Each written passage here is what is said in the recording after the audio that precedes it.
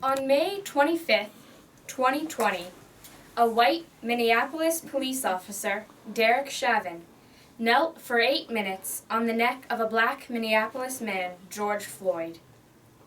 This sparked widespread outrage. It was the tipping point for African Americans across the United States, and after rampant protests, Black Lives Matter gained great momentum. Companies and businesses proclaimed that they would redress systemic, racist policies and insignia and work for equality. Everyone from the smallest businesses to the largest corporations began to rethink. Even the police force was called out for racism and was re-examined in light of these repeated, horrific occurrences. According to a 2020 Harvard study, Black people are over 3 times more likely to be killed by police than whites. The Proceedings of the National Academy of Sciences said in 2019 that 1 in every 1,000 black men can expect to be killed by the police. A Guardian study revealed that 1,134 black men were killed by U.S. police officers in 2015. This is a huge problem and needs to be addressed. But what is the leading cause of black deaths in America? What kills more blacks than everything else put together? Abortion. In 2011, the Guttmacher Institute reported 360,000 aborted black babies. That's 300 times as many as those killed by the police.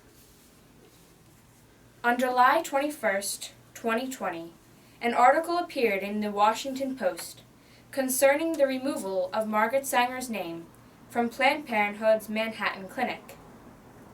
Karen Seltzer, chair of the board at Planned Parenthood of Greater New York, said, "The removal of Margaret Sanger's name from our building is both a necessary and overdue step to reckon with our legacy and acknowledge Planned Parenthood's contributions to historical reproductive harm within communities of color."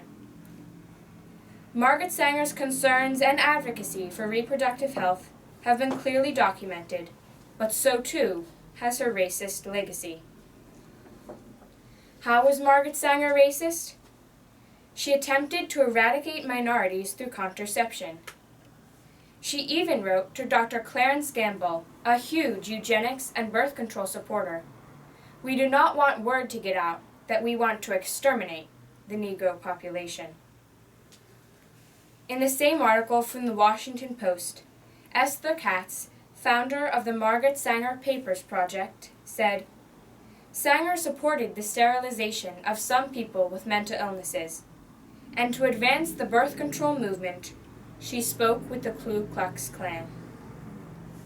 Today, unfortunately, her vision has continued in the life of her institution. Although Planned Parenthood says that they support Black Lives Matter, their actions do not reflect their words. If Black Lives Matter, why are 38% of abortions performed on black women when they are only 13.4% of the population? If Black Lives Matter, why are 79% of all surgical abortion facilities in the United States within walking distance of minority neighborhoods? If Black Lives Matter, why in 2012 did black women account for 31,328 abortions, but only 24,758 births in New York City? The only move Planned Parenthood made to address this problem was to remove Margaret Sanger's name from their clinic. But does this really fix the problem? Does this really fix 100 years of attempting to eliminate an entire race? I don't think so. Margaret Sanger's goals directly coincided with those of the eugenics movement. She was racist, and she advocated for the forced sterilization of those she deemed unfit to stop them from having children. Removing Margaret Sanger's name doesn't fix the problem. Her name isn't putting all those clinics in the black neighborhoods. Her name isn't targeting and killing the black babies. Planned Parenthood is. Margaret Sanger and Planned Parenthood after her wished to annihilate the black population. To truly make reparation, Planned Parenthood must do more than remove her name from a building. For decades, they specifically targeted the blacks. This will not be easily fixed. It will take active opposition against their own history to forge a new future. They must replace their vice of eradicating the black population with the virtue of actively helping the black population. Don't remove her name. Remove the clinic. Replace the abortion facility with a young mother's home. Put food in their bellies and clothes on their backs. Provide them with good housing. Help them to finish their education so they can find a good, steady job. Teach them how to raise and provide for their babies. Only by Planned Parenthood's active opposition to their history will they help to bring about a new and better future. The easy work of removing Margaret Sanger's name was done, but the hard part was left untouched. Planned Parenthood must confront their past so they can change their future. Black Lives Matter? Start acting like it, Planned Parenthood. Start acting like the lives of the mothers matter. Start acting like the lives of the babies matter.